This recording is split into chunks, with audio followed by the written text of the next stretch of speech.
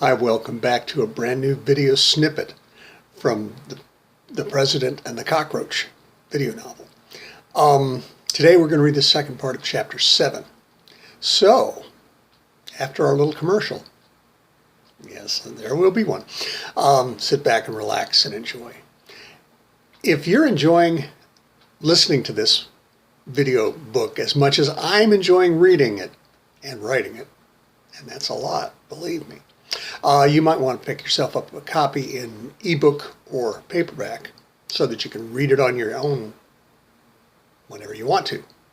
And you can read it again and again and again and again.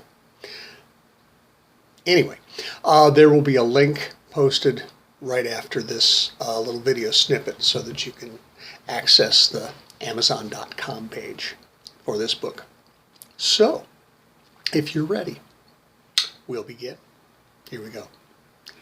And a week after the #NoBugs marches began, the counter-protesters began to fill the streets, protesting the protesters. Signs, professionally printed and hand-lettered, were everywhere. "I love bugs," and "Nous sommes tous les cafards," carried by some kids wearing berets who told anyone who asked that they were French, and "I ain't scared," and 100 others. Counter-protesters lined the streets just looking for a fight. They carried cans of Raid that they sprayed in the general direction of the new marchers. They carried their own signs: "Bug bitches, go crawl into a hole." 2468, who will we eradicate? Bugs. There was a small group of uniformly attired Nazis which showed up in their uniforms in Chicago and handed out leaflets which read, "Who are we? You will know us by what we believe in. The human race. Citizenship by birth, not hatching. The human community, the family farm without pests. Motherhood, not a brood of hatchlings. Nukes and DDT, the American way. Self-defense, a better phylum. A spiritual rebirth, God has 2 legs. Strangely, the Nazis were able to distribute their literature to a much wider variety of interested parties when they focused their hatred on another species instead of focusing their hatred on part of their own species. For the first time in many, many demonstrations, the police didn't have to protect the Nazis from anyone that day. Certain buildings, bug sanctuaries obviously, burst into flames a few nights after the #NoBugs protest began. And a few days later, #NoBugs yard signs self-immolated. How could it have been otherwise? In sympathy. The Ku Klux Klan burned a roach in effigy and pulled in hundreds of new supporters. There was some talk of changing the venerable name of the hate group to something that more people could love, like Kill Casadaria Klan. Same initials, not as much stationery and signage would have to be changed. The Kleagles and the Cyclops and the Giants and the Dragons met with the Wizard to consider this course correction. Hate was hate, fear was fear, and hating and fearing a new group was still hating and fearing, and now likely to be beneficial both in terms of increased membership and increased prestige, not to mention a whole new pile of dues and merchandising operations. One brave Kleagle raised his hand at a secret meeting. "Can't we still hate the—" But he was hushed before he could complete that sentence.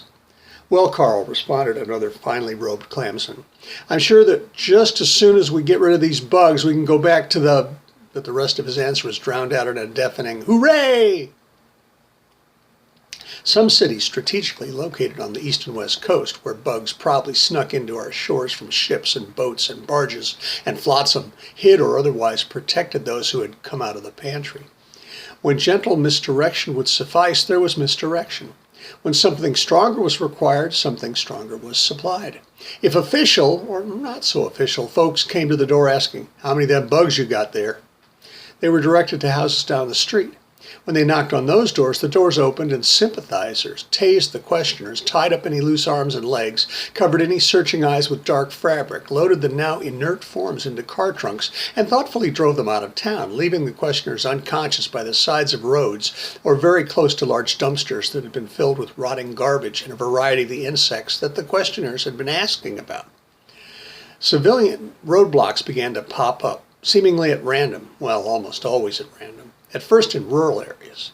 Whenever a car came to a spot in the road where a large car or 2 or a pickup sat parked across the pavement and stopped, 2 or 3 men, and very occasional woman, would approach the cars wearing insect masks. The masks looked like the ones that can be found as PDF files on homeschooling websites, printed at home and colored with the crayons or markers of the mask wearer's children's choice, as opposed to the more expensive felt masks available on Etsy. And then they'd ask, "Y'all bugs?" Most folks would nervously just say no and drive off after answering a couple of prying and usually annoyingly intrusive personal questions. The occasional troublemaker might turn to his buddy who was riding shotgun and admit, "Well, I sure ain't no bug, but I'm not so sure about him."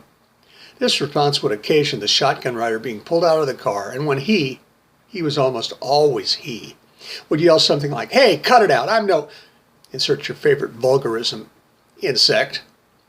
The men in the mask would step forward threateningly and explain that they would need to see some proof. Occasionally, some potential insect with more money than brains would pull out his wallet and attempt to bribe the gentleman.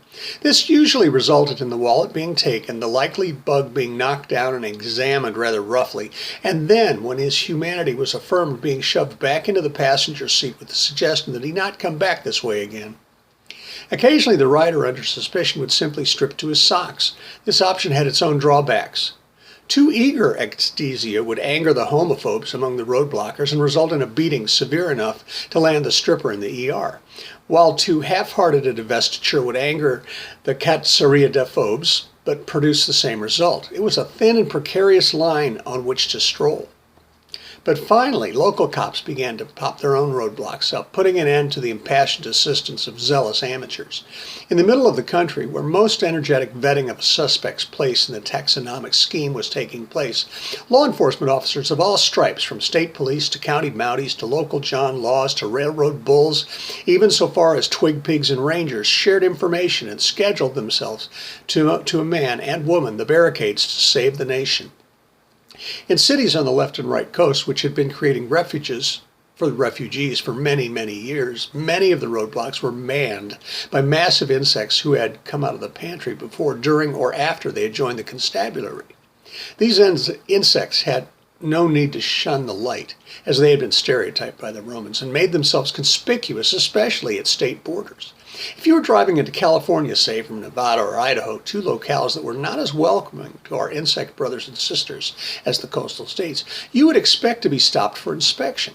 The signs that lined the highways with the instructions in the Border Protection Stations, BPS, to which they referred had been established in the 1920s for pest exclusion. Since more and more insects had been coming out of the pantry in California, these BPS had modified their mandate to include pest inclusion. The bugs who manned these BPSs were diligent and cordial, that is, until they met a traveler who was obviously endomophobic. With those folks, the bugs had some fun. "Where are you headed?" A 7-foot-tall, 350-pound cockroach wearing a green short-sleeved work shirt with 4 sleeves and 2 patches, the CBP, Cockroach Border Patrol patch, a brown California shape on a black background with a bright green cockroach in the middle on the right sleeve, and the roach-shaped Legacy Border Patrol patch on the left sleeve, and a green baseball cap would ask, clicking audibly, "Business or pleasure? Where are you from? You a cockroach? No, let me see your papers." "You don't have those kind of papers?" "Why not?" "I bet you got a little bug in you." And if that didn't get a response, some of the big boys had been known to get frisky. "Come on, let's lock labor 'em. You know, there ain't no fighting once you rub kiting. Got my eyes on you, all 2,000 of 'em. It's all in good roach-style fun. Most of the cars continued into California. The ones that turned around probably wouldn't have liked the state much anyway.